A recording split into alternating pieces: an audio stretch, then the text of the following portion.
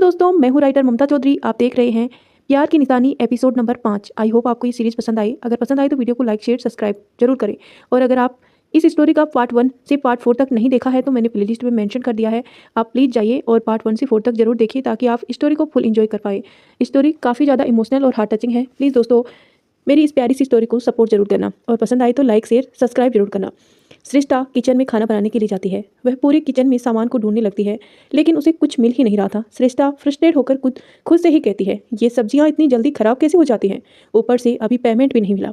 अब मैं सब्जियों में ही सारा खर्च कर दूंगी, फिर मैं किराया कैसे दूंगी? सृष्टा अपने में बात करते हुए किचन के बाहर निकल जाती है और अपने कमरे में कुछ पैसे लेकर घर को लॉक करके बाहर चली जाती है। सृष्टा मार्केट में सामान लेने जा ही रही थी कि कुछ दूर पहुंचने पर उसे लोगों की बहुत सी भीड़ एक ही तरफ जगह इकट्ठा दिखती है। सृष्टा भी उस भीड़ की तरफ जाकर लोगों को थोड़ा हटकर देखती है तो उसकी आंखें हैरानी से बड़ी हो जाती हैं। रोड पर एक कार के अंदर 2 लोगों की काफ़ी बेरहमी से मौत हो गई थी। उन 2 लोगों को देखकर साफ पता चल रहा था कि उनकी मौत किसी एक्सीडेंट से नहीं बल्कि उन्हें मार मार कर की गई है। पुलिस वहां हर तरफ चेकिंग कर रही थी लेकिन वहां कोई सबूत नहीं मिला। सृष्टा ये सब देखकर कल की रात उसके साथ हुई घटना याद आने लगती है। सृष्टा ऑफिस से वहां वापस लौटती है। अंधेरा होने की वजह से रोड पूरी तरह से खाली था। सृष्टा अपने कदम बढ़ाते हुए बस आराम से जा रही थी। चलते चलते वह फोन में बार बार समय देख रही थी। करीबन रात के 11:30 बज चुके थे लेकिन सृष्टा तो ठहरी निडर लड़की, बस वह अपनी कदम बढ़ाती जा रही थी। तभी कुछ दूरी उसे एक गाड़ी दिखाई दी। गाड़ी के आगे बैठकर 2 लड़के शराब पी रहे थे। उन्हें देखकर साफ पता चल रहा था कि उन्हें पहले से ही बहुत ज़्यादा पी रखी है। सृष्टा दोनों को देखकर ज़्यादा कुछ रिएक्ट की नहीं करती, बस चलते हुए उसकी गाड़ी के सामने से निकलने लगती है। तभी दोनों लड़कों की नज़र सृष्टा पर पड़ती है। एक लड़का दूसरे लड़के को आंख से इशारा करता है। इशारा मिलते ही दोनों ही नीचे उतरते हैं। एक लड़का सृष्टा के आगे की तरफ रुकता है और दूसरा लड़का सृष्टा के पीछे से। दोनों लड़कों को देखकर सृष्टा अपनी जगह खड़ी हो जाती है और दोनों को घूर कर देखने लगती है। दोनों लड़के सृष्टा को नशे और हवस भरी नजरों से देखने लगते हैं। उसमें से एक लड़का, देख बे क्या लड़की है। दूसरा लड़का, इसे चकना तो बनता है। इतना बोलते ही पीछे वाला लड़का सृष्टा को पीछे से पकड़ लेता है और दूसरा लड़का आगे बढ़ने लगता है। सृष्टा बस दोनों की नौटंकी देख रही थी। उन दोनों की हरकतों से सृष्टा को ज्यादा कोई फर्क नहीं पड़ता। वह तो बस जो हो रहा था वह देख रही थी। तभी आगे खड़ा लड़का सृष्टा के होठों की तरफ बढ़ने लगता है। ये देखकर तो जैसे सृष्टा का दिमाग खराब हो जाता है। वह पीछे वाले को अपने हील्स से जोर से पैर मारती है। हील्स के चुभने से वह लड़का सृष्टा को छोड़ देता है। उसकी छोड़ते ही सृष्टा आगे वाले को एक जोरदार पंच मारती है। नशे में धुत होने की वजह से वह लड़की जमीन पर जा गिरते हैं। सृष्टा पहले लड़के की तरफ जाकर उसके पेट पर जोर से मुक्का मारती है। वह लड़का भी रोड पर ही गिर जाता है। सृष्टा दोनों लड़कों को देखकर अपने बाल को साइड से झटकते हुए कहती है, बड़े आए मुझे चखने। इतना बोलकर सृष्टा आगे बढ़ जाती है। ये सब सोचते हुए सृष्टा एकदम से होश में आती है। ये दोनों वही लड़के थे जिन्हें सृष्टा के साथ जबरदस्ती की थी। सृष्टा उन्हें इग्नोर कर वहां से मार्केट चली जाती है। मार्केट में सृष्टा कुछ सामान लेती है, फिर आने लगती है। सृष्टा अपने सामान को सही से देखते हुए जा ही रही थी कि वह किसी से टकरा जाती है। टकराने की वजह से कुछ सामान सृष्टा के हाथों से छूटकर गिर जाता है। सृष्टा सामान को उठाने लगती है, तभी उसे किसी की जानी पहचानी आवाज आती है। सृष्टा सर उठाकर देखती है तो सामने उसका दोस्त नमन खड़ा होता है। सृष्टा उसको देखते ही सामान को छोड़कर जल्दी से उसे गले लग जाती है। नमन मुस्कुराते हुए पूछता है, कैसी है यार तू? सृष्टा अलग होकर, मैं तो बिल्कुल ठीक हूँ, तुम बताओ? नमन, मैं भी ठीक हूँ। फिर इधर उधर नजरें डालते हुए कहता है, चल ना कहीं जाकर बात करते हैं। सृष्टा हाँ बोलकर सामान उठाती है और दोनों एक होटल में पहुंच जाते हैं। सृष्टा और नमन बहुत पास बैठकर एक दूसरे से हंस हंसकर बातें कर रहे थे। कुछ देर बाद नमन कहता है, अच्छा अब मैं चलता हूँ। सृष्टा खड़ी हो जाती है और कहती है, हाँ चलो, मुझे भी कहाँ याद रहता है। सृष्टा की बात पर नमन हंस देता है और अपनी चेयर से उठकर दोनों बाहर की तरफ जाने लगते हैं। तभी एक वेटर सृष्टा को जाने से रोक लेता है और कहता है, मैम आपको सर बुला रहे हैं। वेटर की बात पर सृष्टा थोड़ी कंफ्यूज हो जाती है और पूछती है, कौन से सर? वेटर सर झुकाए, मैम आप बस चलिए, सर आपको बुला रहे हैं। नमन जो चुपचाप खड़ा था वह सृष्टा के कंधे पर हाथ रखकर कहता है, अरे जाना, शायद कोई इंपॉर्टेंट होगा। तो सृष्टा भी हामी सिर हिला देती है और नमन को बाय बोलकर वेटर के बताए गए कमरे की तरफ बढ़ जाती है। सृष्टा जैसे ही कमरे का दरवाजा खोलती है उसे कोई खींचकर दीवार से सटा देता है। सृष्टा ऐसे अचानक मूवमेंट से अपनी आंखें बंद कर लेती है। वह इंसान सृष्टा को कमर से कसकर पकड़ लेता है, उसके बहुत करीब चला जाता है और जो सृष्टा को उसकी सांसों से ही पता चल जाता है कि वह उसे इंसान के कितने करीब है। सृष्टा जैसे ही अपनी आंखें खोलती है उसकी आंखों पर नफरत के भाव उभरने लगते हैं। सृष्टा के सामने ध्रुव बहुत ही ज्यादा गुस्से में खड़ा था लेकिन सृष्टा को उसे गुस्से से बिल्कुल भी फर्क नहीं पड़ता। सृष्टा जोर का धक्का ध्रुव को देती है और वहां से जाने लगती है। तभी पीछे से ध्रुव उसके हाथों को पकड़कर खींच लेता है और उसे खींचते ही सृष्टा उसके सीने से लग जाती है, पर जल्दी ही उससे दूर हो जाती है। ध्रुव गुस्से में फिर से एक बार सृष्टा को दीवार से सटा देता है, जिससे सृष्टा गुस्से से, छोड़ो मुझे। ध्रुव भी गुस्से से सृष्टा का हाथ और जोर से पकड़ता है और कहता है, कौन था वो लड़का? सृष्टा अपना हाथ छुड़ाते हुए, जो भी हो, तुम्हें उससे क्या? ध्रुव, अभी बताता हूँ। ध्रुव एक हाथ में सृष्टा को पकड़ अपना फोन निकालता है और किसी को कॉल करके, अभी जो होटल से एक लड़का निकला है उसे मार दो। सृष्टा जैसे ही ये सुनती है हैरान रह जाती है। सृष्टा जल्दी से, नहीं उसे कुछ मत करना। ध्रुव, तो बताओ कौन था? सृष्टा, वो बस मेरा एक दोस्त है। ध्रुव ये सुनकर भी वैसा का वैसा ही खड़ा रहता है और उसे नमन का सृष्टा से हंस हंस कर बात करना, हाथ लगाना याद आता है। जिससे उसे और ज़्यादा गुस्सा आने लगता है। श्रेष्ठा ध्रुव को हिलाते हुए, प्लीज उसे कुछ मत करना, प्लीज उसे कुछ मत करना, प्लीज। ध्रुव श्रेष्ठा की आंखों में देखता है तो अब भी उसे उसकी आंखों में डर तो बिल्कुल दिखाई नहीं देता। ध्रुव श्रेष्ठा के गर्दन पर हाथ फेरते हुए कहता है, एक शर्त पर। शर्त सुनते ही श्रेष्ठा उसे देखने लगती है। ध्रुव, तुम उसे आज के बाद कभी नहीं मिलोगी। पहले तो श्रेष्ठा को बहुत गुस्सा आता है, लेकिन वह नमन को बचाने के लिए हाँ बोल देती है। फिर ध्रुव फिर से फोन करके, फिलहाल के लिए उसे छोड़ दो। इतना बोलते ही फोन अपनी जेब में रख लेता है और श्रेष्ठा को देखता है, जो कब से उसे ही गुस्से में घूर रही थी। उसको देखते ही ध्रुव के चेहरे पर मुस्कुराहट आ जाती है। ध्रुव को मुस्कुराता देख श्रेष्ठा उसे मुंह फेर लेती है। ध्रुव अब श्रेष्ठा के आसपास दीवार पर हाथ रखकर उसे बहुत करीब जाने लगता है। ये महसूस होते ही श्रेष्ठा उसकी ओर देखने लगती है। ध्रुव श्रेष्ठा के इतने करीब आ जाता है कि उसकी नाक एक दूसरे से टच हो रही थी, और अगर ध्रुव कुछ बोलता तो दोनों के होठ भी एक दूसरे से टच हो जाते। श्रेष्ठा का दिल अचानक से जोर से धड़कने लगता है। ध्रुव, मुझे पता है बेबी, तुम निडर हो। इसका मतलब ये नहीं है कि तुम देर रात रास्ते पर चलती रहो। ध्रुव के बोलते ही श्रेष्ठा के होठ और उसके होठ थोड़े सट से जाते हैं, जिससे श्रेष्ठा की आंखें बंद हो जाती हैं। ध्रुव, तुम्हें पता भी है, अगर वो दो की जगह बहुत सारे लड़के होते तो तुम्हारा क्या होता? श्रेष्ठा की अचानक ही आंखें खुल जाती है और वह हैरानी से उसे देखने लगती है। ध्रुव काफी ज्यादा सीरियस था। ये देखकर तो श्रेष्ठा और ज्यादा हैरान हो जाती है। फिर कुछ सोचते हुए श्रेष्ठा अचानक से ही बोलती है, इसका मतलब तुमने उन दोनों को मारा? जैसे ही श्रेष्ठा बोलती है, उसके होठ ध्रुव के होठों से सट जाते हैं, लेकिन श्रेष्ठा इतनी ज्यादा हैरान थी कि उसे इस बात का पता ही न चला। ध्रुव एकदम से श्रेष्ठा की कमर पर हाथ रखकर और पास खींच लेता है। अब दोनों के होठ पूरे सट चुके थे। ध्रुव के अब बिल्कुल भी रहा नहीं जाता और वह श्रेष्ठा के होठों को चूमना शुरू कर देता है। चूमते हुए ध्रुव के हाथ श्रेष्ठा की कमर को सहला रहे थे। श्रेष्ठा सिर उठती है और उसके हाथ ध्रुव के सीने पर चलने लगते हैं। श्रेष्ठा बहकने लगती है और चुपचाप खड़ी रहती है। तभी उसे कुछ याद आता है। वह झटके से ध्रुव को जोर का धक्का देती है और वहां से भाग जाती है। ध्रुव, जो आराम से अपनी किस करने में बिजी था, उसका अब तक बिल्कुल भी मन नहीं भरा था। ऐसे अचानक धक्का देने से ध्रुव थोड़ा पीछे हो जाता है और दरवाजे की तरफ देखने लगता है, लेकिन अब तक श्रेष्ठा वहां से जा चुकी थी। ध्रुव गुस्से में, बेबी, इसकी सजा तो तुम्हें मिलकर रहेगी, बोल ध्रुव हाथ से होठ को पूछ लेता है। वहीं काव्या आज अनुराग और बाकी सबके साथ मॉल शॉपिंग के लिए आई थी।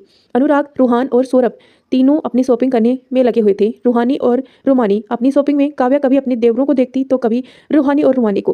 काव्या भी थक हार कर शॉपिंग के लिए सोचती है। काव्या चलते चलते बॉयज शॉप पर पहुंच जाती है। इसमें से वह कुछ देखने लगती है। तभी उसकी नज़र में एक ब्लैक शर्ट आती है। काव्या उस शर्ट को कुछ देर तक छूती है, जैसे सोच रही हो कि ले या ना ले। लास्ट में वह उस शर्ट को ले लेती है। फिर कुछ दूर बढ़ने पर काव्या म्यूजिक सिस्टम शॉप में पहुंच जाती है। काव्या चलती रहती है, तभी उसे वहां रखी गिटार पर नजर पड़ती है। गिटार को देखते ही काव्या कॉलेज के वक्त में पहुंच जाती है। एक बड़े से हॉल में स्टूडेंट की काफी ज्यादा भीड़ इकट्ठा हुई कॉलेज के प्रोग्राम के लिए। उसमें से काव्या और उसकी फ्रेंड पिया भी थे। काव्या को ज्यादा प्रोग्राम पसंद नहीं आती थी, लेकिन पिया की जिद करने पर वह भी आ जाती थी। काव्या थोड़े फ्रस्ट्रेट होकर, अरे यार पिया, तुम मुझे बेकार में ही यहाँ लेकर आई हो। इससे अच्छा तो मैं घर में ही पढ़ाई कर रही होती। एग्जाम भी तो 2 महीने में स्टार्ट होने वाले हैं। पिया हैरानी से, ओ हेलो मैडम, 2 महीने है एग्जाम को, और वैसे भी जितना भी पढ़ ले तू आदित्य सिंघानिया से तो आगे नहीं जा सकती। फर्स्ट तो उसे ही हाँ होना है। पिया की बात सुनकर काव्या का मुंह बन जाता है। काव्या थोड़ी दुख होकर, हाँ यार, पता नहीं ऐसे कैसे पढ़ता है जो हमेशा फर्स्ट आता है। मैंने हमेशा ही सारी सिलेबस को पूरा कंप्लीट किया है, लेकिन वो तो शायद सिलेबस से बाहर ही पढ़ लेता होगा। पिया थोड़ा हंसते हुए, तू कुछ भी कर ले, आदित्य सिंघानिया का मुकाबला बिल्कुल नहीं कर सकती। काव्या, हाँ हाँ, ज्यादा तारीफ मत किया कर उसकी। वैसे भी फर्स्ट होकर कौन सा उसके चेहरा खिला हुआ है, रहता तो हमेशा शांत है। मेडल मिलने पर देखा नहीं था, उसके चेहरे पर खुशी का एक कतरा भी नहीं था। पता नहीं किस गम में डूबा रहता है। पिया झट से, यूं कि तुम उसको मिलेगी या नहीं, यही कि तुम उसको मिलेगी या नहीं। पिया के बोलते ही काव्या भी झट से जवाब देती है, मैं और उसकी कभी नहीं। अगर उसके साथ रही ना तो यूं यही भूल जाऊंगी कि बात कैसे किया करते हैं। काव्या की बात सुनकर पिया जोर जोर से हंसने लगती है। काव्या बस उसे अपना मुंह बनाए देख रही है। I hope you like my story. Please दोस्तों, अगर लाइक किया है तो चैनल को सब्सक्राइब भी कर लीजिए और एक प्यारा सा कमेंट जरूर करना ताकि मुझे मोटिवेशन मिले। तभी हॉल की सारी लाइट्स ऑफ होती हैं। लाइट्स ऑफ होते ही काव्या इधर उधर देखने लगती है। स्टेज पर फोक्स लाइट पड़ती है। जैसे ही फोक्स लाइट पड़ती है, सभी स्टूडेंट हुटिंग करने लगते हैं, आदित्य आदित्य। जैसे ही काव्या के कान पर आदित्य का नाम पड़ता है, वह स्टेज की तरफ देखती है। आदित्य स्टेज पर बिना भाव के एक गिटार ले चेयर पर बैठा था। लड़कियां तो उसे ललचाई भरी नजरों से देखने लगती हैं। सभी को आदित्य को पाने का ख्याल देखती है। वहीं आदित्य था कि किसी लड़की को एक नजर तक नहीं देखता। सब तरफ से शोर शराबों के बीच आदित्य के गिटार की धुन शुरू होती है। आदित्य के गिटार की धुन सुनते ही एक जोर शोर के साथ हॉल शांत हो जाता है। आदित्य अपने ही धुन में के साथ गाना शुरू करता है दिल ये मेरा मुझे, है दिल ये मेरा मुझे, हरदम ये पूछता क्यों है मुझे तुमसे इतनी वफा, है दिल ये मेरा मुझे, हरदम ये पूछता क्यों है मुझे तुमसे इतनी वफा। काव्या की नजरें आदित्य पर ही ठहर सी जाती हैं। एक अलग ही तरह का एहसास जैसे काव्या में बस सा जाता है। वहीं आदित्य को समझने की कोशिश करने लगती है। आदित्य अपनी नजरों को गिटार पर रखकर आगे गाता है, क्यों तेरी हसरत है हर ख्वाहिश से बढ़कर मुझे, क्यों नाम तेरा ही लेती जुबा, क्यों तेरी हसरत है हर ख्वाहिश से बढ़कर मुझे, क्यों नाम तेरा ही लेती जुबा, साथी तेरा बन जाऊं क्यों है ये जनून, साथी तेरा बन जाऊं क्यों है ये जनून, हर आंसू तेरे पी जाऊं और दे दूं सुकून, हर दिन तुझको चाहूं तेरी राह टाकन टाकूं अपनी बाहों में तुझको मैं सलामत रखूं। आदित्य की इतनी अच्छी आवाज़ सुनकर लड़कियां तो पूरी पागल हो जाने लगी थी। कई सारी लड़कियां तो अपनी जगह पर खड़ी होकर जोर जोर से I love you Aditya, I love you Aditya से पूरे हॉल पर शोर होने लगा था। आदित्य सभी को इग्नोर करते हुए अपनी गिटार पकड़ कर खड़ा होता है और आगे गाता है, तेरे ही बारे में है अब हर जिक्र मेरा, हुआ है कैसा असर ये तेरा, कोई नसीहत ना चाहूँ मैं, कोई सलाह जो रूह ने मेरी तुझे चुन लिया, साथी तेरा बन जाऊं क्या है ये जनून, हर आंसू तेरे पी जाऊं और दे दूं सुकून, हर दिन तुझको चाहूं तेरी राह तकूं अपनी बाहों में तुझको मैं सलामत रखूं। आदित्य के अलग रूप में काव्या पूरी तरह से गुम हो जाती है। वह अपनी नजरों के बंदिश में आदित्य को बांधने की कोशिश करते हुए बस उसे ही देखती रहती है। काव्या के एहसास को जैसे साथ मिल गया हो। अचानक ही आदित्य अपनी नजरें उठाता है तो सीधे काव्या की नजरों से जा मिलती हैं। आदित्य ने नजरें खुद पर पढ़ने से काव्या का दिल जोर से धड़कने लगता है। काव्या जैसे आदित्य की नजरों में खोई हुई थी, बिल्कुल उसी के ही तरह आदित्य भी काव्या की नजरों में पूरी तरह से डूबा सा जाता है। उसकी नजरें काव्या की बिल्कुल सटीक थी, वो हट ही नहीं रही थी और शायद हटाना भी ना चाहता हो। आदित्य काव्या की नजरों में गुम होकर ही आगे गाता है दिल खामखा परेशान बड़ा, इसको कोई सहज दे जरा, इश्क में फना हो जाए है दस्तूर यही, जिसमें हो सब्र की फितरत वो इश्क ही नहीं, समझ भी जाए दिल मेरा क्या है ये माजरा, साथी तेरा बन जाऊं क्या है ये जुनून, हर आंसू तेरे पी जाऊं दे दूं सुकून, हर दिन तुझको चाहूं तेरी राह तकूं अपनी बाहों में तुझको मैं सलामत रखूं। गाना खत्म होते ही पूरे हॉल में आदित्य के नाम की किलकारियां गूंजती हैं, लेकिन आदित्य और काव्या की नजरें ही ऐसे ही एक दूसरे से मिली हुई थी। उन्हें तो दुनियादारी की जैसे कोई होश ही ना हो, दोनों ही एक दूसरे की नजरों में बसा लेना चाहते हो। आदित्य के शांत भाव काव्या पर भी असर करती है। वह बिल्कुल आसपास हुई घटनाओं से अनजान बस आदित्य की गहरी आंखों में खोई हुई थी। आदित्य भी स्टेज पर खड़ा काव्या के नजरों में जैसे बसना चाहता हो। किसी को भी आदित्य और काव्या की नजरों की खबर नहीं थी, लेकिन तभी प्रीत की नजर गौर से आदित्य की नजरों से की तरफ पड़ती है। वहीं आदित्य की नजरों का पीछा करते हुए देखती है तो काव्या को पाती है। काव्या को भी आदित्य के नजरों से खोता देख प्रीत गुस्से में अपनी मुठ्ठियां कस लेती है और नफरत की नजरों से काव्या को देखती है। बहुत देर तक जब आदित्य स्टेज पर ही खड़ा रहता है तो ये देखकर सौरभ जल्दी से उसकी तरफ बढ़ जाता है और आदित्य की नजरों को बिना देखे उसे अपने साथ ले जाता है। वहीं काव्या को भी पिया उसका हाथ पकड़कर हॉल से बाहर निकाल लेती है। प्रीता जब दोनों बाहर जाते देखती है तो खुद भी उसके पीछे गुस्से में तलमलाते हुए चली जाती है। प्रिया काव्या को वॉशरूम बोलकर वहां से चली जाती है। तभी प्रीता वहां आकर गुस्से में काव्या की तरफ देखती है। तुम्हारी हिम्मत भी कैसे हुई मेरे आदित्य पर नजर डालने की। काव्या उसे इग्नोर कर प्रीता को पीट करके खड़ी हो जाती है। काव्या की हरकत से प्रीता गुस्से और भी ज्यादा आग बबूला होती है। प्रीता गुस्से से, यूं इडियट, तुम्हें तो मैं इतना बोलते ही प्रीता काव्या को अपनी तरफ पलटती है और अपना हाथ उठाकर जैसे ही काव्या को थप्पड़ मारने के लिए उठाती है, काव्या झट से उसका हाथ पकड़ पीछे की तरफ मरोड़ देती है। प्रीता की तरफ से चीख निकल जाती है। प्रीता की चीख सुन वहां के कुछ गुजरते स्टूडेंट उसे देखने लगते हैं और उसी जगह पर खड़े हो जाते हैं। काव्या आसपास देखकर प्रीता का हाथ छोड़ देती है। काव्या की छोड़ते ही प्रीता अपनी हाथ संभालने लगती है। काव्या वार्निंग वाले टोन में कहती है, आइंदा से मुझ पर हाथ उठाने की गलती मत करना, वरना उसका अंजाम इससे भी बुरा होगा। फिर थोड़ा फ्रस्ट्रेट होकर कहती है, और ये क्या लगा रखा है, मेरा आदित्य मेरा आदित्य। एक बात कान खोलकर सुन लो, मुझे तुम्हारे उस आदित्य में 1% भी इंटरेस्ट नहीं है। तुम्हारा आदित्य तुम्हें ही मुबारक हो। अगर दुनिया में एक वही लड़का बचा रहेगा तब भी मैं तुम्हारे आदित्य को एक नजर तक नहीं देखूंगी। इतना बोलते ही काव्या वहां से चली जाती है और वही प्रीता उसे जली आंखों से जाते हुए देख रही थी। वही काव्या ने ये सब बोल तो दिया था, लेकिन उसे अपनी कही बातों पर बहुत अफसोस सा होने लगता है। वह तो बस प्रीता से पीछा छुड़ाने के चक्कर में जो मुंह में आया वह बोल दिया। काव्या पूरी तरह से अपने कॉलेज के ख्वाबों में खोई हुई थी। भाभी कि एक शब्द काव्या को अपनी असली दुनिया में लेकर खड़ा कर देता है। काव्या गिटार से अपनी हाथ हटाकर आवाज की तरफ देखती है तो उसे सभी लोग कुछ दूरी पर खड़े दिखते हैं। काव्या जल्दी से उसके पास जाती है और सब बिल पे करके विला के लिए निकल जाते हैं। ट्रैफिक की वजह से कार रास्ते पर ही फंसी हुई थी। काव्या हॉर्न की आवाज़ सुनकर काफ़ी ज़्यादा परेशान हो जाती है। वह खिड़की से बाहर देखने लगती है। जैसे ही काव्या खिड़की से बाहर देखती है, जल्दी से अपने आप को ढकने लगती है। काव्या अपने बैग से जल्दी से मास्क निकालती है और पहन लेती है। फिर एक दुपट्टा लेकर पूरे चेहरे को ढक लेती है। काव्या की हरकत रूहानी और रुमानी दोनों ही देख रही थी। दोनों जैसे ही काव्या की साइड की खिड़की पर झाँक कर देखती हैं तो काव्या जल्दी से ग्लास ऊपर कर देती है। रूहानी और रुमानी थोड़ी हैरान हो जाती हैं। दोनों काव्या से पूछते हैं, लेकिन काव्या जैसे उसकी बात सुन ही नहीं रही हो। कुछ देर तक जब काव्या कोई जवाब नहीं देती तो दोनों चुपचाप बैठ जाती हैं। कुछ देर बाद सभी विला पहुंचते हैं। काव्या बिना कुछ बोले जल्दी से अंदर चली जाती है। काव्या का बिहेवियर सभी की समझ में नहीं आता है। फिर सभी सोचते हैं शायद थकने की वजह से वह ऐसे ही चली गई। रात के वक्त काव्या किसी से कोई बात नहीं करती और थोड़ा खाना खाकर चली जाती है। सभी सोचते हैं कि शायद थकान होने की वजह से हुआ होगा, लेकिन रूहानी रोमानी को थोड़ी गड़बड़ लगती है, लेकिन वह कुछ कर भी नहीं सकती थी। आधी रात को आदित्य बेड पर सोया हुआ था, लेकिन उसे कुछ बहुत ज्यादा अजीब सा लगा। वह अपनी आंखें खोलकर साइड लैंप को जलाता है और बेड पर नजर डालता है तो काव्या बेड पर नहीं थी। आदित्य घड़ी देखता है तो रात के 2:30 बजे हुए थे। आदित्य अपनी जगह से उठा, हर तरफ काव्या को देखने लगता है। अचानक ही आदित्य की नजर सोफे पर जाती है। आदित्य उस तरफ बढ़ने लगता है। वह सोफे के पीछे जाकर देखता है तो काव्या खुद भी पूरी तरह से सिमट कर बैठी हुई थी। काव्या के ने अपना चेहरा के घुटनों के बीच छुपा रखा था। काव्या को इस तरह देखकर आदित्य को अजीब लगता है। आदित्य काव्या के सामने घुटनों के बल बैठ जाता है और काव्या के हाथों पर हाथ रखता है। जैसे ही आदित्य हाथ रखता है, काव्या अपना सर उठाकर देखती है तो आदित्य के दिल एक बार फिर बेचैन हो जाता है। काव्या का चेहरा पूरा आंसू से भरा हुआ था। वह गीली पलकों को लिए आदित्य को देखने लगती है। काव्या की ऐसी हालत से आदित्य थोड़ा हैरान सा हो जाता है। काव्या रोते हुए कहती है, वो लोग मुझे मुझे अब भी ढूंढ रहे हैं। अगर उन्हें पता चला कि मैं अपनी आपकी बन गई हूँ, वो आपको नहीं छोड़ेंगे। इतना बोलते ही काव्या के आंखों में फिर से आंसू बहने लगे। आदित्य को ये तो पता था कि ध्रुव सूर्यवंशी के ही लोग होंगे जो काव्या का पीछा कर रहे हैं, लेकिन वह कारण जानना चाहता था। लेकिन फिलहाल तो आदित्य को काव्या के शांत कराना था। आदित्य काव्या के चेहरे को दोनों हाथों में पकड़ लेता है।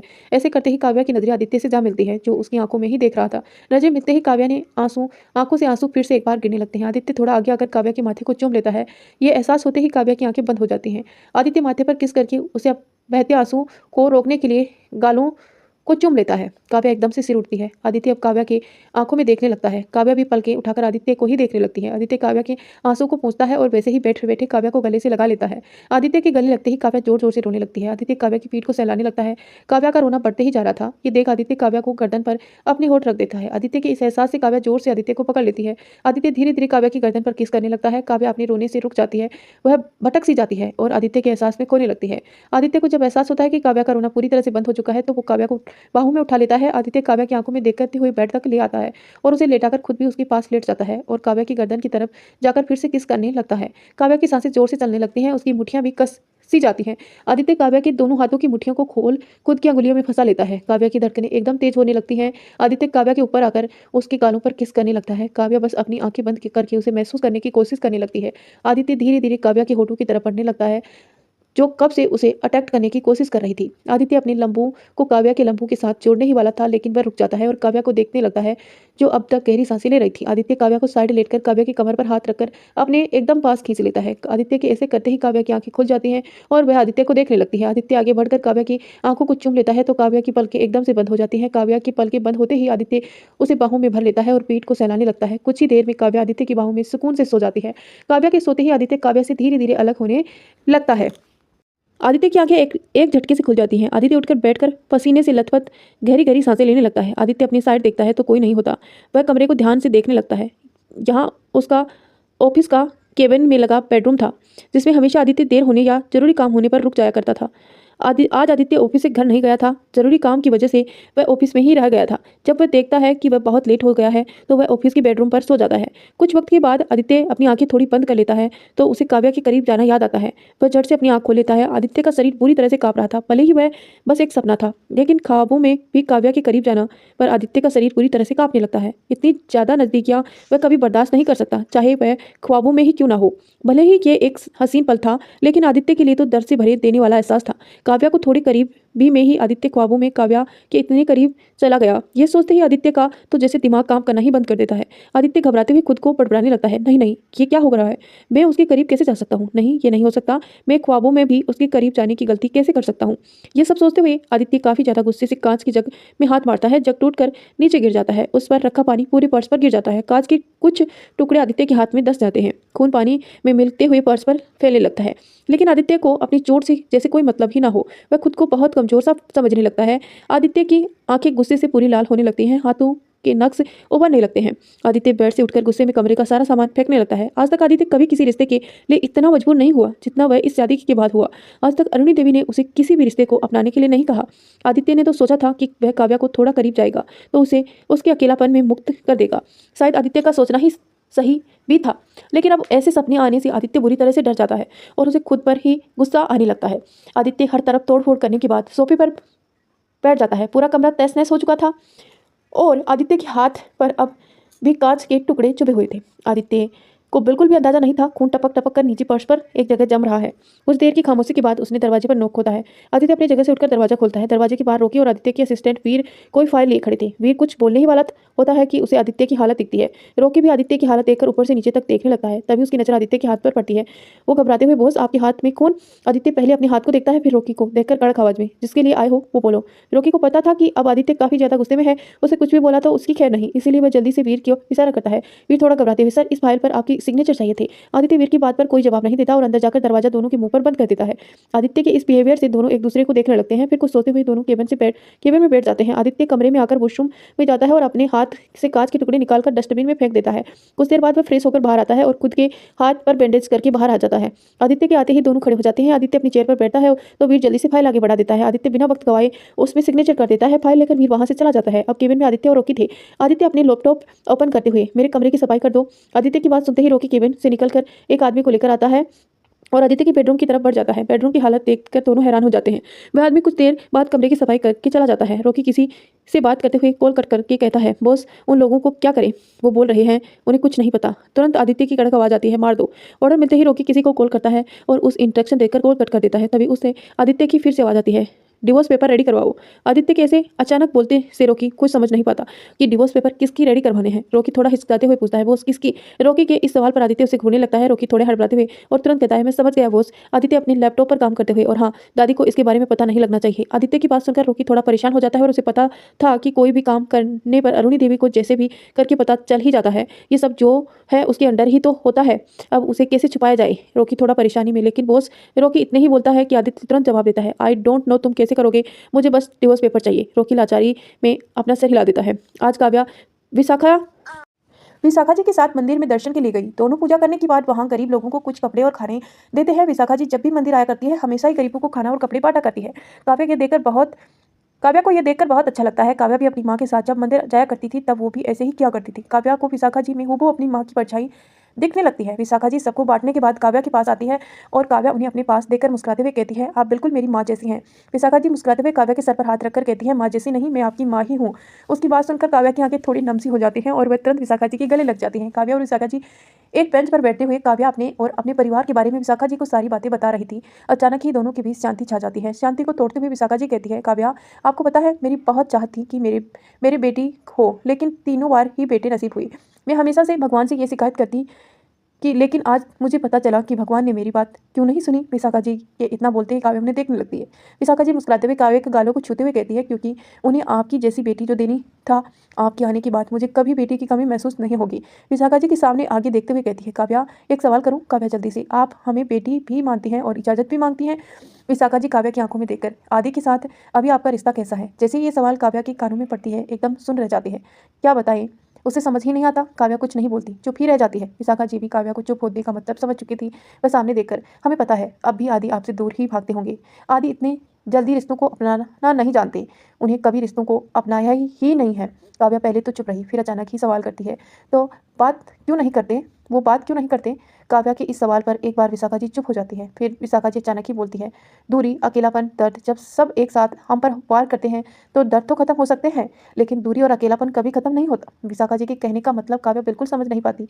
तो काव्या कहती है, मतलब हमें कुछ समझ नहीं आया। विशाखा जी अपनी जगह से उठकर काव्या की को पीट करके खड़ी हो जाती है और कहती है, आदि हमारे साथ कभी बचपन में नहीं रहे। हमने हमेशा ही उनको इंसानों से दूर रखा, अपनों से दूर रखा, खुद से दूर रखा। हमेशा उन्हें अकेलापन ही सहा है। अब उन्हें अकेलापन की ही आदत हो गई है। काव्या फिर से, लेकिन क्यों। जैसे ही ये सवाल करती है विशाखा जी का फोन बजता है। वह कॉल रिसीव करती है और कुछ देर बात करने के बाद काव्या से, चलिए काव्या अब हम घर जाना होगा। काव्या अपनी जगह से खड़ी होकर वहां से जाने लगती है। आज भी काव्या को क्यों का जवाब नहीं मिल पाया। वहीं प्रीत भी इसी मंदिर से गुजर रही थी, तभी उन्हें सिंगानिया की गाड़ी दिखी। प्रीत कुछ सोचते हुए वहां रुक जाती है, शायद अर्जुन को देखने के मकसद से या उसकी पत्नी को। पहले विशाखा जी कार में बैठती है। प्रीत देखते ही समझ जाती है कि यह अर्जुन की माँ है। तभी काव्या कार के सामने पहुंचती है। काव्या ने अपने सर पर साड़ी से कवर किया हुआ था, इसीलिए प्रीत उसके चेहरे को देख ही नहीं पाई। प्रीत काव्या को देखकर ये तो समझ जाती है कि वह अर्जुन की वाइफ है, लेकिन उसका उसका चेहरा बिल्कुल नहीं दिख रहा था। प्रीत काफ़ी ज़्यादा कोशिश कर रही थी कि काव्या को देखने की, लेकिन कोई फ़ायदा नहीं। आखिर में काव्या कार में बैठ जाती है और प्रीत गुस्से से स्टीयरिंग में मारती है और फिर अपने आप से, कब तक तुम मुझसे बच पाओगी, मरना तो तुम्हें मेरे हाथों ही है। इतना बोलते ही प्रीत अपनी कार को आगे बढ़ा देती है। वहीं दूसरी तरफ श्रेष्ठा अपने दोस्तों से मिलने के लिए होटल में जाती है। वह कमरे को ढूंढ ही रही थी, तभी उसे ध्रुव दिखता है, जो एक लड़की को अपनी गोद में उठाकर उसी तरफ ही आ रहा था। श्रेष्ठा जल्दी से छुप जाती है। ध्रुव एक कमरे का दरवाजा खोलता है और उस लड़की को उसी तरफ से गोद में लिए हुए कमरे के अंदर चला जाता है। उसके कमरे में जाते ही श्रेष्ठा बाहर आती है और मुंह बनाते हुए, ये इंसान कभी नहीं सुधरेगा, हवसी कहीं का, पता नहीं कितनी लड़कियों के साथ ये सब करता रहता है। फिर थोड़ा गुस्से में, जितना मजा करना है कर ले, तेरी मौत की तारीख मैं अपने हाथों से लिखूंगी। श्रेष्ठा आगे बढ़ते हुए वहां से फिर से कमरे ढूंढने लगती है। वहीं कमरे में ध्रुव उस लड़की को अपनी गोद में लिए बेड के सामने जाकर बैठा देता है। जैसे ही लड़की को वह बैठाता है, वह फिर से ध्रुव पर चिपक जाती है और ध्रुव के शरीर पर हाथ फेरने लगती है। ध्रुव बेड पर बैठ जाता है और अपनी गन निकालकर साइड टेबल पर रख देता है। वह लड़की बेड से चढ़कर ध्रुव के शर्ट के बटन खोलने लगती है। ध्रुव उस लड़की को बस देखे जा रहा था। सारे बटन खोलकर वह लड़की ध्रुव के शर्ट को उसके शरीर से अलग कर देती है और उसके ऊपर अपने हाथ को चलाना शुरू करती है। ध्रुव अपनी आंखें बंद कर लेता है। वह लड़की ध्रुव को धक्का देकर बेड पर गिरा देती है और खुद उसके ऊपर आकर उसके सीने पर होठ रख देती है। उसके होठ सीने से गर्दन तक जाने लगते हैं। वहीं ध्रुव शांति से आंखें बंद करके लेटा हुआ था। तो दोस्तों, आई होप आपको ये स्टोरी पसंद आ रही होगी। आपको अभी तक समझ में नहीं आया होगा कि आखिर ये ध्रुव कौन है। ये आपको थोड़ी देर में आगे आने वाले एपिसोड में धीरे धीरे पता चलेगा, लेकिन ये ध्रुव बहुत ही ज़्यादा डेंजरस है इस कहानी में। इसीलिए प्लीज़ आप इंजॉय करिए और मैं आपको आगे धीरे धीरे बताऊंगी कि ये ध्रुव है कौन और क्यों हमारी काव्या के पीछे पड़ा हुआ है। वह लड़की काफ़ी देर तक ऐसे ही ध्रुव की शेड्यूल करने की कोशिश करने लगी। कुछ देर बाद ध्रुव अपने ऊपर किसी की तरह ही हलचल महसूस नहीं होती। कुछ देर बाद ध्रुव को अपने ऊपर किसी की भी तरह की हलचल महसूस नहीं होती। ध्रुव आंखें बंद किए हुए मुस्कुराने लगता। वह आंखें खोलकर बैठ जाता है और सामने देखता है। सामने वह लड़की ध्रुव का ही गन लेकर ध्रुव पर पॉइंट की हुई थी। वह लड़की मरने के लिए तैयार हो जाए, ध्रुव बस उसे देखने लगता है। वह लड़की जल्दी ही गन चला देती है, लेकिन गन में एक भी गोली नहीं होती। ये देखकर लड़की के हाथ डर से कांपने लगते हैं। लड़की को डरा देख ध्रुव के चेहरे पर मुस्कान बढ़ जाती है। वह लड़की को झट से खींचकर अपनी गोद में बिठा लेता है और कान के पास जाकर कहता है, तुम्हें क्या लगा? मुझे नहीं पता तुम कौन हो। ये जानते हुए कि तुम मुझे मारने आई हो, मैंने तुम्हें तुम्हारे सामने गन रख दिया। इसका मतलब तो साफ है कि गन में गोली नहीं है, और जब इतना डरती हो तो ऐसे काम ही क्यों करती हो? ध्रुव की बातों को सुनकर लड़की नाकाम कोशिश करते लगी छूटने की, पर डरते हुए, प्लीज़ सर, मुझे माफ़ कर दीजिए। ध्रुव अपने पॉकेट में कुछ बुलेट्स निकालता है और लड़की की आंखों के सामने बुलेट को गन में फिट करने लगता है। फिर कहता है, अब गलती हो गई तुमसे, सजा तो मिलेगी, और शुक्र करो कि तुम मुझसे कुछ दिन पहले नहीं मिली, वरना मैं पहले तुम्हारे जिस्म के हर हिस्से को नोचता, फिर तुम्हें मारता। But you are very lucky. इतना बोलते बोलते ध्रुव उस लड़की के कमर पर गन लगा कर लेकर जाता है। लड़की डर से कांप जाती है। ध्रुव बिना वक्त गवाए उस लड़की की कमर पर गोली चला देता है। लड़की की सांसें एक झटके से उसके शरीर से अलग हो जाती हैं। ध्रुव उस लड़की को अपनी गोद में हटाकर बेड पर ढकेल देता है। ध्रुव के हाथ और शरीर पर पूरा खून लग जाता है। ध्रुव अपना शर्ट उठाकर पहन लेता है और कमरे से बाहर आ जाता है। वहां उसके 2 बॉडीगार्ड खड़े थे। ध्रुव उन्हें देखकर लाश को ठिकाने लगा दो। बॉडीगार्ड कमरे के अंदर जाते हैं। ध्रुव साइड के रूम में जाकर वॉशरूम में शावर के लिए चला जाता है। वहीं श्रेष्ठा अपने दोस्त के साथ काफी देर तक बात करने के बाद कमरे से बाहर निकल जाती है और वहां से जाने लगती है। श्रेष्ठा चलते चलते उसी रूम के पास पहुंच जाती है जहां उसने ध्रुव को लड़की के साथ जाते हुए देखा था। श्रेष्ठा कुछ देर तक कमरे को घूरती है, फिर आगे बढ़ने लगती है। तभी उसे उसके साइड वाले कमरे में ध्रुव हाथ पकड़कर उसे खींच लेता है। श्रेष्ठा अपनी आंखें बंद कर लेती है। ध्रुव श्रेष्ठा के बालों को चेहरे से हटाते हुए, बेबी कितना वेट कराती हो तुम मुझे, मैं तुमसे मिलने के लिए कितना बेचैन था। आवाज़ सुनते ही श्रेष्ठा अपनी आंखें खोलती है और जोर से ध्रुव को धक्का देती है। धक्के की वजह से ध्रुव थोड़ा पीछे हो जाता है, लेकिन फिर से श्रेष्ठा का हाथ पकड़कर उसे कसकर पकड़ लेता है। श्रेष्ठा खुद को छुड़ाते हुए, छोड़ो मुझे जाहिल इंसान। काफी देर तक जब श्रेष्ठा खुद को छुड़ा नहीं पाती तो गुस्से से ध्रुव को घूरने लगती है। ध्रुव मुस्कुराते हुए, हाय तुम्हारी ये कातिलाना नजर। श्रेष्ठा अपनी नजरें ध्रुव से फेरने लेती है तो ध्रुव आगे जाकर उसके गालों को किस कर लेता है। श्रेष्ठा ध्रुव को देखकर, उस लड़की से मन नहीं भरा तुम्हारा? जो तुम श्रेष्ठा को जब समझ आता कि वह क्या बोल रही है तो एकदम से चुप हो जाती है। वहीं ध्रुव जब ये सुनता है तो पहले उसे कुछ समझ नहीं आता, लेकिन जब उसे समझ आता तो उसके चेहरे पर बड़ी सी स्माइल आ जाती है। वह श्रेष्ठा के कान के पास जाकर कहता है, बेबी आर यू जेलिस? ध्रुव की ऐसी बातें सुनकर श्रेष्ठा पूरी तरह से उसे घूरने लगती है। ध्रुव काफी बेशर्मी से कहता है, बेबी दुनिया की किसी भी लड़की में वो मजा नहीं जो तुम में है। जब से तुम्हें छुआ है मन करता है रोज मैं तुम्हें अपने बाहों में भरकर जी भरकर प्यार करूं। ऐसी बेशर्मी भरी बातें सुनकर श्रेष्ठा आंखें फाड़ी ध्रुव को देखने लगती है। तो ध्रुव आगे कहता है, लेकिन बेबी तुम मुझे झेल नहीं पाओगी। श्रेष्ठा धक्का देते हुए गुस्से से, हवसी इंसान, छोड़ो मुझे। श्रेष्ठा की हरकतें देख ध्रुव हंसने लगता है और उसके गालों पर किस करते हुए, बेबी ऐसे जब तुम खुद को छुड़ाने की कोशिश करती हो तो। इतना बोलकर ध्रुव श्रेष्ठा को गोद में उठा लेता है और बेड पर लाकर लेटा देता है। श्रेष्ठा जल्दी से बेड से उठकर वहां से भागने लगती है, लेकिन दरवाजा लॉक था। ध्रुव बस श्रेष्ठा को देखकर मुस्कुरा रहा था। श्रेष्ठा दरवाजे को खोलने की कोशिश करने लगती है, लेकिन दरवाजा नहीं खुला। ध्रुव अपने कदम बढ़ाते हुए श्रेष्ठा के पास जाकर गोद में उठा लेता है और फिर से बेड पर लेटा देता है और खुद भी उसके साथ लेटकर गर्दन पर अपना चेहरा छुपा लेता है। श्रेष्ठा बिल्कुल शांत हो जाती है। ध्रुव श्रेष्ठा की कमर को पकड़कर और पास खींच लेता है। ध्रुव की सांसें श्रेष्ठा की गर्दन से टकरा रही थी। अचानक ही श्रेष्ठा के बदन में शीरण पैदा हो रही थी। ध्रुव श्रेष्ठा की गर्दन पर सांसें छोड़ते हुए, भी तुम्हारे बिना एक पल भी रहा नहीं जाता। ध्रुव के बोलने से ध्रुव के होठ श्रेष्ठा की गर्दन पर टच हो रहे थे, जिससे श्रेष्ठा की सांसें भी अटकने लगती हैं। ध्रुव के कहे हुए शब्द श्रेष्ठा के कानों तक बिल्कुल नहीं पहुंच रहे थे। वह तो ध्रुव के करीबी में ही होश खो बैठी है। दोनों के बीच एकदम से शांति छा जाती है। तभी ध्रुव का फोन रिंग करता। ध्रुव उसी तरफ रहकर अपना फोन लेता है और बिना देखे रिसीव करता है। फोन की दूसरी तरफ बॉस आपकी मीटिंग, इतना ही बोलता है कि ध्रुव उसकी बात को काटकर आज की सारी मीटिंग कैंसिल कर दो। इतना बोलते ही ध्रुव सामने वाले की बात सुने बिना कॉल कट कर देता है। वहीं श्रेष्ठा जब ध्रुव की बात सुनी तो अपने मन में, श्रेष्ठा कहीं ये इंसान तेरे साथ वो सब तो नहीं करेगा। श्रेष्ठा सोच ही रही थी। तभी ध्रुव श्रेष्ठा की गर्दन पर किस करते हुए, मैं ऐसा कुछ भी नहीं करूंगा। श्रेष्ठा की आंखें एकदम हैरानी से बड़ी हो जाती हैं। ध्रुव श्रेष्ठा की गर्दन से अपना चेहरा निकालकर श्रेष्ठा को देखने लगता है। श्रेष्ठा भी ध्रुव को देखने लगती है। दोनों के बीच नजरों में तकरार कुछ वक्त के लिए होती है। फिर जैसे ध्रुव को कुछ याद आता है, वह श्रेष्ठा से अपनी नजरें फेर लेता है और फिर से उसकी गर्दन में चेहरा छुपाकर अपनी आंखें बंद कर लेता है। अब तक श्रेष्ठा को पता चल चुका है कि वह खुद को ध्रुव की मर्जी के बिना तो कभी नहीं छुड़ा पाएगी। इसीलिए वो भी अपनी आंखें बंद कर लेती है और ध्रुव की पीठ पर हाथ रख देती है। जैसे ही श्रेष्ठा ध्रुव की पीठ पर हाथ रखती है तो पता नहीं क्यों पर उसे बहुत सुकून सा मिलता है। वहीं ध्रुव भी श्रेष्ठा को ऐसे करने से मुस्कुराने लगता है और उसे कसकर पकड़ते हुए करीब खींच लेता है। श्रेष्ठा की धड़कनें तेजी से शोर करने लगती हैं, जो ध्रुव को साफ सुनाई दे रही थी। श्रेष्ठा के इतने करीब आने पर ध्रुव की भी धड़कनें अचानक तेज हो जाती हैं। श्रेष्ठा एक पल के लिए सब कुछ भूल जाती है और सुकून से ध्रुव की बाहों में सो जाती है। ध्रुव भी श्रेष्ठा की बाहों में सुकून से सो जाता है। शाम के वक्त काव्या, अनुराग, सौरभ, रूहानी और रोमानी टेरेस पर बैठे बातें करने में लगे हुए थे। काव्या अब तक सभी के साथ पूरी तरह से जुड़ चुकी थी। सौरभ बार बार काव्या को नोटिस कर रहा था कि काव्या चारों के साथ काफी ज्यादा कंफर्टेबल और फ्रेंडली बात कर रही थी। हर कोई अपनी बारे में बताने लगते हैं। वहीं रूहान सभी से दूर टेरिस के छोर पर खड़ा नज़ारों को देख रहा था।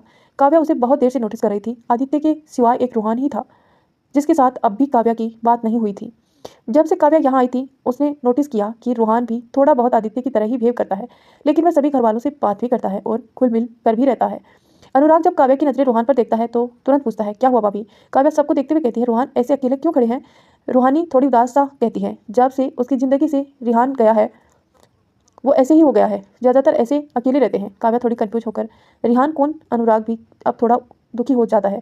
तुरंत जवाब देता है, रूहान का बेस्ट फ्रेंड। काव्या फिर से रूहान को एक नज़र देखती है, फिर पूछती है, कहाँ गए? रिहान ने रूहान को नहीं बताया। अचानक ही सबकी आंखों में दर्द उभरने लगता है। रूमानी मुश्किल से कहती है, रिहान भाई अब इस दुनिया में नहीं रहे। जैसे ही काव्या ये सुनती है तो उसकी आंखों में भी दर्द दिखने लगता है। काव्या अच्छे से जानती थी कि किसी अपने को खोने का दर्द कैसे होता है। सभी लोगों में उदासी छाई हुई थी कि एक सर्वेंट आकर सबको नीचे चलने के लिए कहता है। अनुराग रूहान को आवाज़ देने लगता है। रूहान आवाज़ सुनते ही रूहान पीछे मुड़कर देखता है तो अनुराग कहता है, दादी ने सबको नीचे बुलाया है।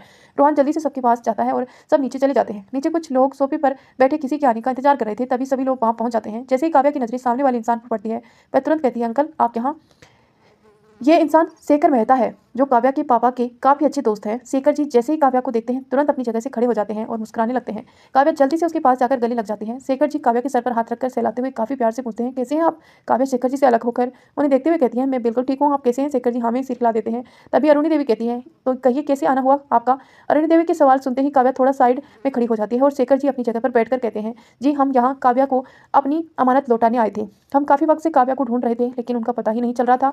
अमानत लौटाने की बात से काव्या शेखर जी को देखने लगती है। शेखर जी आगे कहते हैं, विश्वासजीत काव्या के पापा ने अपनी सारी प्रॉपर्टी काव्या के नाम कर दी थी, लेकिन वह काव्या को कुछ दे पाते उससे पहले ही ये सब हो गया। काव्या अचानक ही बोल पड़ी, हमें कोई प्रॉपर्टी नहीं चाहिए। काव्या के ऐसे अचानक बोलते ही सबकी नजर काव्या पर ठहर जाती है, जो इस वक्त अपने दर्द को संभाले खड़ी थी। शेखर जी काव्या को देखते हुए कहता है, विश्वासजीत जी की आखिरी ख्वाहिश थी कि आप उनकी प्रॉपर्टी की मालकिन बने। यह सुनते ही काव्या चुप हो जाती है। अब वह चाहकर भी इस प्रॉपर्टी को लेने से इनकार नहीं कर सकती। आखिर काव्या अपने पापा की आखिरी ख्वाहिश को कैसे नकार सकती है? अब शेखर जी अरुणी देवी को देखते हुए कहते हैं, काव्या को हमारे साथ जाना होगा क्योंकि प्रॉपर्टी के पेपर्स उनके घर पर हैं, लेकिन कहाँ ये तो काव्या ही बता सकती है। एक बार हम कोर्ट में उनको दिखा दें तो कोर्ट उसे काव्या की प्रॉपर्टी घोषित कर देगा। इतना कहते ही शेखर जी अरुणी देवी को देखने लगते हैं। इस वक्त अरुणी देवी के भाव बहुत कठोर दिख रहे थे। बहुत देर की शांति के बाद अरुणी देवी की कड़क आवाज आती है, काव्या आप लोगों के साथ नहीं जाएगी? अरुणी देवी की बात से शेखर जी अपने साथ आए दो लोगों को देखता है, फिर एक नजर काव्या को, फिर अरुणी देवी को देखते हैं। अरुणी देवी, कल तक काव्या मसूरी पहुंच जाएगी। आप सब अब जा सकते हैं। शेखर जी के साथ आए लोग खड़े होकर सबको नमस्ते बोल चले जाते हैं। काव्या भी अपने कमरे में चली जाती है। उसके साथ ही हॉल में एक एक कर सब अपने कमरे में चले जाते हैं। रात के करीब 7 बजे आदित्य विला पहुंचता है और अपने कमरे की तरफ न जाकर दादी के कमरे की तरफ बढ़ जाता है। आदित्य अरुणी देवी के कमरे में नॉक करता है तो अरुणी देवी उसे अंदर बुलाती है। आदित्य अंदर जाते ही कहता है, दादी कल मैं मसूरी जा रहा हूँ बिजनेस के सिलसिले में। अरुणी देवी आदित्य को देखते हुए, काव्या को भी आपके साथ ले जाइए। काव्या का नाम सुनते ही आदित्य अपनी जगह जम सा जाता है और अपनी दादी को ही देखने लगता है। फिर काफी मुश्किल से बोलता है, लेकिन दादी बस इतने ही कहती है कि अरुणी देवी आदित्य की सारी बातें बता देती है। आदित्य गंभीरता से अपनी दादी की बात को सुन रहा था।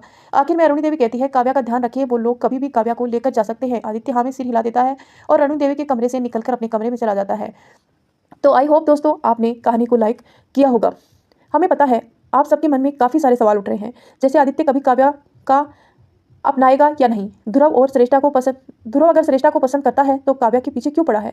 तो इन सारे सवालों के जवाब तो आप सबको कहानी में आगे पता चल ही जाएंगे। और आदित्य अपने रिश्ते को इसीलिए अपना नहीं पा रहा है क्योंकि उसे लगता है कि अर्जुन काव्या से पहले नज़र में ही प्यार कर बैठा। तो आप ही सोचिए, आखिर वो अपने ही भाई के प्यार को कैसे छीन सकता है।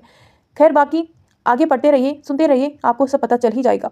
स्टोरी बहुत ही मज़ेदार होने वाली है, तो प्लीज़ आप सब लाइक शेयर और चैनल को सब्सक्राइब जरूर किया करें ताकि मुझे मोटिवेशन मिले और आप लोग डेली इस स्टोरी को इसी तरह एंजॉय कर पाएँ, क्योंकि आपका एक कमेंट मुझे बहुत मोटिवेट करता है। मैं हमेशा उत्साह के साथ स्टोरी बनाती हूँ, लेकिन जब आपके कमेंट नहीं आते हैं तो मुझे बहुत निराशा होती है। प्लीज़ दोस्तों इतना सा जरूर किया करें, मुझे फीडबैक जरूर दिया करें कि आपको स्टोरी कैसी लगती है। आदित्य अपने कमरे की तरफ बढ़ जाता है, लेकिन उसे बार बार सपने में काव्या के करीब जाना याद आने लगता है, जिसे वह अपने कदम बढ़ाते हुए ही रोक देता है। कुछ दूरी पर खड़े होकर आदित्य अपने कमरे को देखने लगता है। कमरे के अंदर जाकर काव्या का सामना करना उसे बहुत मुश्किल सा लगने लगता है, इसीलिए वह कमरे में न जाकर स्टडी रूम में चला जाता है। सर्वेंट को बुलाकर वह खाना मंगवाता है और डिनर करने लगता है। डिनर करने के बाद आदित्य स्टडी रूम के बाहर निकलकर देखता है तो सभी लोग डाइनिंग टेबल पर बैठे डिनर कर रहे थे। आदित्य बिना वक्त खोए अपने कमरे की तरफ बढ़ जाता है और चेंज करके बेड पर लेट जाता है। कुछ देर बाद काव्या डिनर करके आती है। आदित्य को बेड पर सोया देखकर काव्या उसकी तरफ बढ़ जाती है और उसकी साइड ही बैठ जाती है। काव्या एकटक आदित्य के चेहरे को देखने लगती है, जिसका एहसास आदित्य को भी हो जाता है। आदित्य अब तक सोया नहीं था, बस सोने की कोशिश कर रहा था, लेकिन वह सो पाता उससे पहले ही काव्या आ गई। अचानक ही काव्या की नजरें आदित्य के हाथों पर चली जाती हैं, जिस पे पट्टी बंधने के बावजूद खून निकल रहा था। काव्या अपनी जगह से उठकर फर्स्ट एड बॉक्स लाती है, आदित्य के बिल्कुल पास जाकर बैठ जाती है। काव्या आदित्य के हाथ को पकड़कर पट्टी खोलने लगती है। वहीं काव्या की चुअन से आदित्य का दिल जोर से धड़कने लगता है। वह खुद को किसी तरह से संभालने की कोशिश किए जा रहा था। अचानक ही आदित्य अपनी आंखें खोलता है। काव्या अपने काम में बिजी थी, आदित्य की पट्टी को निकालकर कॉटन से साफ कर रही थी। वहीं आदित्य काव्या के मासूम चेहरे पर ही खो जाता है। आदित्य काव्या के चेहरे के हर एक हिस्से को बहुत गौर से देख रहा था। काव्या की झुकी हुई पलकें, उसके चेहरे पर परेशानी के भाव, मुलायम और रसीले होठ जो कोई भी देखे तो होठों को चूमे बगैर रह जाए। काव्या को परेशान करती उसकी जुल्फें जो बार बार उसके गालों को छू रही थी। काव्या दवाई लगाकर पट्टी कर देती है। पट्टी करने के बाद काव्या आदित्य को देखने लगती है, जिसकी आंखें अब बंद थी। काव्या भी आदित्य के चेहरे को देखकर एक पल के लिए खो जाती है। आदित्य भी काव्या के मुकाबले काफी ज्यादा हैंडसम था और शांत चेहरा, नाक पर गुस्सा और उसके होठ जिस पर कभी भी मुस्कुराहट नहीं होती। काव्या कुछ सोचते हुए अपनी जगह से खड़ी हो जाती है और फर्स्ट एड बॉक्स को रखकर बेड पर आदित्य से थोड़ी दूर पीठ के बल करके लेट जाती है और अपनी आंखें बंद कर लेती है। काव्या की लेटती आदित्य की नज़र उस पर चली जाती है। इस वक्त काव्या की पीठ आदित्य के सामने थी। वह चाहकर भी काव्या से दूर रहने की कोशिश नहीं कर पा रहा था। आदित्य धीरे धीरे काव्या के पास जाने लगता है, लेकिन उसे सपने की याद करके खुद भी काव्या की पीठ करके सोने की कोशिश करता है। आदित्य के दिल में अलग ही तूफान उमड़ रहा था। वह चाहकर भी काव्या से दूर नहीं हो पा रहा था। नींद तो जैसे उसकी आंखों से बिल्कुल गायब हो रही थी। बहुत देर तक आदित्य खुद को शांत करने और सोने में नाकाम कोशिश की जा रहा था, लेकिन नींद तो जैसे उसे कोसों दूर चली गई थी। अचानक काव्या नींद में पलटती है और उसका हाथ सीधा आदित्य की कमर पर चला जाता है। आदित्य को भी जैसे इसी पल का इंतजार था। आदित्य काव्या की तरफ पलटता है और काव्या के चेहरे को देखने लगता है, जो सुकून से अपनी आंखें बंद करी सो रही थी। आदित्य अपने हाथ पर आकर काव्या के चेहरे की ढकती बालों को हटाता है। काव्या को इतने पास देखकर ही आदित्य सारा कुछ भूल जाता है और काव्या के और पास जाकर उसे बाहों में भर लेता है। काव्या भी आदित्य के और करीब जाकर उसके सीने पर अपना चेहरा छुपा लेती है। काव्या के करीबी से आदित्य को एक अलग ही सुकून मिलता है। जो बेचैनी कुछ देर पहले हो रही थी वह पल भर में गायब हो जाती है और जल्द ही वह नींद के आगोश में चला जाता है। वहीं दूसरी तरफ ध्रुव बालकनी में किसी से बात करके अपना फोन अपने पॉकेट में रखता है, फिर सिगरेट निकालकर अपने मुंह में डाल लेता है। लाइटर से वह जैसे ही सिगरेट जलाने वाला होता है, श्रेष्ठा उसके मुंह से सिगरेट ले लेती है और ध्रुव देखता है तो श्रेष्ठा उसे गुस्से में देख रही थी। ध्रुव को श्रेष्ठा की इस हरकत से कुछ समझ नहीं आता। श्रेष्ठा सिगरेट को नीचे फेंक कर अपने पैर से मसलती है, फिर ध्रुव को देखती कहती है, मुझे नहीं पसंद तुम इस जहर से खुद को नुकसान पहुंचाओ। तुम्हें मारने का नुकसान पहुंचाने का हक सिर्फ मेरा है। श्रेष्ठा की बातों को सुनकर ध्रुव के चेहरे पर बड़ी सी स्माइल आ गई। वह श्रेष्ठा को कमर से पकड़कर खींच लेता है और एक हाथ से श्रेष्ठा के होठों को छूते हुए कहता है, तुम चिंता मत करो बेबी, आज के बाद मैं तुम्हारा हक किसी को नहीं दूंगा। श्रेष्ठा जलती नजरों से ध्रुव को देख रही थी और कहती है, तुम्हारे लिए यही अच्छा होगा। ध्रुव श्रेष्ठा की आंखों में बहुत गौर से देखता है, जिसमें उसके लिए नफरत कूट कूट कर भरी हुई है। आज तक ध्रुव ने अपने लिए इतनी ज्यादा नफरत किसी की आंखों में नहीं देखी थी। वहीं श्रेष्ठा ध्रुव की आंखों में एक अलग ही तरह का एहसास देख पा रही थी, जो उसके लिए बहुत नया था। ध्रुव श्रेष्ठा की आंखों से नजरें हटाकर होठों पर डालता है, जो बिल्कुल मखमली से गुलाबी गुलाब की पंखुड़ियों के समान लग रहे थे, एकदम रसीले, जिससे चूमे बगैर रहा नहीं जाए। ध्रुव से भी बिल्कुल रहा नहीं जाता। वह धीरे धीरे श्रेष्ठा के होठों की तरफ बढ़ने लगता है। श्रेष्ठा ये देखकर छूटने की जगह अपनी आंखें बंद कर लेती है, जैसे ध्रुव को परमिशन दे रही हो। ध्रुव श्रेष्ठा की आंखें बंद करने से दंग रह जाता है। उसे समझ नहीं आ रहा था कि ये वही लड़की है जो उसे इतनी नफरत करती है और उसे बदला लेने के मकसद से आई है, जिसकी आंखों में खुद उसने अपने लिए इतनी नफरत देखी है, उसके बावजूद उसे परमिशन दे रही है। ध्रुव सारी बातों को साइड में रखते हुए अपने होठों को धीरे से श्रेष्ठा के रसीले होठों पर रख देता है और बहुत ही सॉफ्टली किस करने लगता है। श्रेष्ठा आंखें बंद कर बिल्कुल शांत खड़ी थी। आज वह छूटने की कोशिश भी नहीं कर रही थी। ध्रुव के हाथ धीरे धीरे बढ़ते हुए श्रेष्ठा की गर्दन पर चले जाते हैं और वह श्रेष्ठा की गर्दन को पकड़कर किस करने लगती है। धीरे धीरे ध्रुव की किस सॉफ्ट से स्मूथ किस में बदल जाती है और बिल्कुल पागलों की तरह श्रेष्ठा के होठों को किस करने लगती है। ध्रुव के ऐसे करते ही श्रेष्ठा के हाथ उसके सीने पर चले जाते हैं, लेकिन वह बिल्कुल भी ध्रुव को रोक नहीं रही थी। काफी देर बाद जब श्रेष्ठा की सांसें फूलने लगती हैं तो ध्रुव उसके होठों को धीरे से छोड़ देता है, लेकिन अब भी वह उसे खुद से दूर नहीं करता। श्रेष्ठा आंखें बंद किए हुए ही गहरी गहरी सांसें लेने लगती है। ध्रुव की नजरें अब भी उसके होठों पर थी, जो उसके किस करने की वजह से और भी ज्यादा अट्रैक्टिव लग रहे थे। कुछ देर बाद श्रेष्ठा नॉर्मल होती है और जैसे ही अपनी आंखें खोलने वाली होती है, ध्रुव फिर से उसके होठों को चूमने लगता है। श्रेष्ठा कसकर अपनी आंखें बंद कर लेती है। वहीं ध्रुव श्रेष्ठा के होठों को कभी ऊपर हिस्से को चूम रहा था तो कभी नीचे वाले हिस्से को। ऐसा लग रहा था कि ध्रुव श्रेष्ठा के होठों को छोड़ना ही नहीं चाहता हो। बहुत लॉन्ग और इंटेंस किस के बाद ध्रुव श्रेष्ठा को बाहों में भर लेता है। श्रेष्ठा अब खुद के सांसों को काबू करने में लगी हुई थी। कुछ देर बाद श्रेष्ठा नॉर्मल होती है तो ध्रुव उसको अलग करके देखने लगता है। श्रेष्ठा आंखें खोलकर ध्रुव से कहती है, अगर तुम्हारा किस करना हो गया हो तो कुछ ऑर्डर करो। फिर मुंह बनाते हुए, मुझे भूख लगी है। ध्रुव श्रेष्ठा के चेहरे को देखकर थोड़ा स्माइल करते हुए कहता है, एक मिनट, मैं अभी ऑर्डर करता हूँ। ध्रुव अपना फोन निकालकर कुछ खाने के लिए ऑर्डर करता है। फिर श्रेष्ठा को देखता है जो अब भी वैसे ही खड़ी है। ध्रुव आगे बढ़कर श्रेष्ठा को गोद में उठा लेता है। गोद में उठाते ही श्रेष्ठा जोर से चिल्लाई, हे छोड़ो, उतारो मुझे। ध्रुव थोड़ा हैरान सा श्रेष्ठा को देखता है, फिर गोद से नीचे उतार देता है। ध्रुव पूछता है, क्या हुआ? श्रेष्ठा थोड़ा हिचकिचाते हुए, वो मुझे। श्रेष्ठा को यूं परेशान देख ध्रुव श्रेष्ठा के माथे पर हाथ रखकर और फिर चिंता करते हुए, what happen baby, are you okay? Dhruv की ऐसे सवाल सुनकर श्रेष्ठा अपना सिर झुकाते हुए कहती है, वो मेरे पेट में दर्द हो रहा है। ध्रुव परेशान सा श्रेष्ठा के पेट को छूते हुए, कैसे और कब? तुमने मुझे पहले क्यों नहीं बताया? तुम अभी रुको, मैं डॉक्टर को कॉल करता हूँ। ध्रुव जल्दी से फोन कॉल करने लगता है कि श्रेष्ठा उसका फोन लेकर कट कर देती है। श्रेष्ठा की इस हरकत से ध्रुव की उसे सवालिया नजरों से देखने लगता है। श्रेष्ठा फिर से अपना सिर झुका लेती है और धीरे से कहती है, वो मेरे पीरियड्स चल रहे हैं, बहुत ज़्यादा फ्लो हो रहा है, मेरे पास पैड भी नहीं है इसीलिए। श्रेष्ठा की बात सुनकर ध्रुव अपना फोन उसके हाथ से ले लेता है और किसी को कॉल करके सामान लाने के लिए कहता है। कुछ देर बाद दरवाजा नॉक होता है तो ध्रुव जाकर सारा सामान ले लेता है। खाने का सामान वह टेबल पर रख देता है और एक पेपर बैग श्रेष्ठा की तरफ बढ़ाकर कहता है, पहले तुम चेंज कर लो, फिर हम डिनर करते हैं। श्रेष्ठा एक नज़र ध्रुव को देखती है, फिर वह बैग लेकर वॉशरूम में चली जाती है। कुछ देर बाद श्रेष्ठा चेंज करके आती है तो देखती है ध्रुव एक प्लेट में खाना सर्व कर रहा था। श्रेष्ठा को देखकर ध्रुव उसे अपने पास बुलाता है और अपनी गोद में बैठाकर अपने हाथ में खाने का एक निवाला बढ़ाता है। श्रेष्ठा बिना कोई बहाना किए ध्रुव के हाथों से खाना खाने लगती है। ध्रुव श्रेष्ठा को भी खिला रहा था और खुद भी खा रहा था। थोड़ी देर में ध्रुव श्रेष्ठा को लेटाकर खुद भी उसके बगल में लेट जाता है। श्रेष्ठा अपनी आंखें बंद कर लेती है, तभी उसे अपने पेट पर हाथ की स्पर्श महसूस होती है। श्रेष्ठा जल्दी से आंखें खोलती है तो ध्रुव उसे आंखों में देख कर कहता है, मैं ऐसा वैसा कुछ नहीं करूंगा, बस तुम्हारे दर्द को कम करने की कोशिश कर रहा हूँ। ध्रुव की बातों को सुनकर श्रेष्ठा एकटक उसे देखने लगती है। ध्रुव श्रेष्ठा के पेट को सहला रहा था। धीरे धीरे श्रेष्ठा की आंखें बंद हो जाती हैं और वह सो जाती है। श्रेष्ठा को सोता देख ध्रुव उसके माथे पर किस करता है और फिर बाहों में भरकर सो जाता है। एक सुकून भरी नींद के बाद सुबह आदित्य नींद से पहले उठता है। आंखें खोलते ही उसे काव्या का खूबसूरत और प्यारा सा चेहरा दिखता है, जो आदित्य से पूरी तरह से सटा और सोया हुआ था। काव्या का हाथ आदित्य की पीठ पर था और आदित्य का हाथ काव्या की कमर पर। आदित्य कुछ देर तक काव्या को देखता है, फिर उसका हाथ पकड़कर धीरे से अपने ऊपर से हट जाता है। आदित्य को ऐसी करते ही काव्या कसमकसाने लगती है, जिसे देखकर आदित्य डर से अपनी आंखें बंद कर लेता है। थोड़ी देर तक जब उसे कुछ एहसास नहीं होता तो धीरे से अपनी आंखें खोलता है और काव्या को देखता है। अब काव्या का हाथ आदित्य के खुले सीने पर था। आदित्य धीरे से काव्या के से थोड़ा दूर होता है और फिर अपनी जगह से उठकर वॉशरूम चला जाता है। हमेशा की तरह काव्या की आंख आदित्य के सांवर लेने की आवाज़ से खुल जाती है। काव्या धीरे से अपनी आंखें खोलकर देखती है तो बेड पर बैठ जाती है। कुछ देर बाद आदित्य रेडी होकर बाहर आता है। आदित्य ड्रेसिंग टेबल के सामने खड़ा होकर बाल बनाने लगता है। तभी उसे महसूस होता है कि उसे कोई देख रहा है। आदित्य अपनी नजर थोड़ी साइड करके है तो देखता है काव्या खड़े होकर कब से उसे देख रही थी। आदित्य को अपनी तरफ देख काव्या अपने कदम बढ़ाती है और आदित्य के पास जाने लगती है। इस वक्त काव्या का चेहरा बिल्कुल शांत था। काव्या को अपनी तरफ आता देख आदित्य थोड़ा हड़बड़ा जाता है। काव्या आदित्य के एकदम पास जाकर खड़ी हो जाती है और उसे देखने लगती है। आदित्य भी काव्या को ही देख रहा था। काव्या एकदम से आदित्य का हाथ अचानक से पकड़ लेती है और उसके हाथ को देखने लगती है। आदित्य बहुत गौर से काव्या को देख रहा था। आदित्य के हाथ में जहाँ काव्या की पट्टी बांधी थी वह गीली नहीं थी।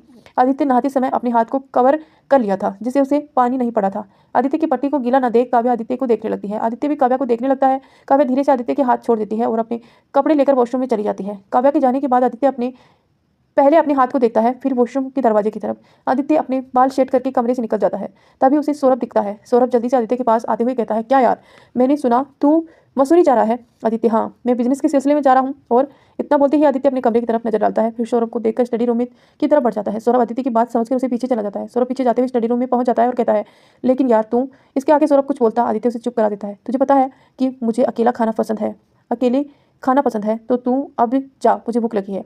खुद को इग्नोर होता देख सौरभ का मुंह बन जाता है और वह स्टडी रूम से बाहर चला जाता है। उसके जाते ही सर्वेंट आदित्य को नाश्ता देकर चली जाती है। वहीं काव्या रेडी होकर नीचे जाती है। काव्या ने आज हरे रंग की बनारसी साड़ी पहनी थी, जिसका बॉर्डर गोल्डन और हरे रंग का था। हाथों में भरकर चूड़ियां, बिल्कुल एक नई नवेली दुल्हन की तरह। माथे और गले पर आदित्य के नाम का सिंदूर और मंगलसूत्र, पैरों पर छन छन करती पायल। कुल मिलाकर आज काव्या बिल्कुल नई नवेली दुल्हन की भांति लग रही थी, जिसे शादी कल ही हो गई हो। काव्या को देखते ही सबके चेहरे पर मुस्कुराहट छा जाती है। काव्या सबके साथ नाश्ता करती है, वही बड़ों के पैर को छूकर आशीर्वाद देती है। रूहानी रूमानी काव्या के गले लग जाती है। वही अनुराग भी जल्दी से जाकर काव्या की बिल्कुल छोटे बच्चे की तरह लिपट जाता है और कहता है, I will miss you so much भाभी। अनुराग की हरकत और बात से काव्या मुस्कुराने लगती है। काव्या अब सौरभ के पास जाकर खड़ी हो जाती है। सौरभ धीरे से, अपना ख्याल रखना भाभी। काव्या मुस्कुराते हुए हाँ बोलती है, फिर सब तरफ नजरें घुमाकर किसी को ढूंढने की कोशिश करने लगती है, लेकिन काव्या जिसे खोज रही थी वह उसे नहीं मिला। अब सब विला से बाहर आ जाते हैं। आदित्य काफी देर से कार में बैठा काव्या का ही इंतजार कर ये जा रहा था। काव्या कार के पास जाती है तो रोकी आगे आकर कार का दरवाजा खोलता है। काव्या पहले पीछे मुड़कर सबको देखती है। काव्या के ऐसे पीछे मुड़कर ने से सभी के चेहरे पर प्यारी सी स्माइल आ जाती है। काव्या भी सभी को देखकर स्माइल करती है और कार के अंदर जाकर बैठ जाती है। रोकी जल्दी से दरवाजा बंद करता है। काव्या अब भी किसी को ढूंढने की कोशिश कर रही थी, तभी अचानक उसे नजर टेरिस के ऊपर चली जाती है, जहां पर रूहान खड़े होकर काव्या की तरह काव्या को ही देख रहा था। काव्या भी कब से रूहान को ही खोज रही थी। धीरे धीरे कार चलते हुए सिंघानिया विलास के मेन गेट से बाहर निकल जाती है। काव्या अब सीधे बैठ जाती है। आई होप दोस्तों आपको स्टोरी पसंद आई होगी। अगर पसंद आई है तो प्लीज़ वीडियो को लाइक करें और नए हैं तो चैनल को सब्सक्राइब करके नोटिफिकेशन ऑन करें और कमेंट करके अपनी राय हमें जरूर कमेंट बॉक्स में बताना। क्या होने वाला है आखिर हमारी काव्या के साथ उसके अपने घर में, ये सब जानेंगे हम नेक्स्ट पार्ट में। तब तक आप हमारी वीडियो के साथ बने रहिए।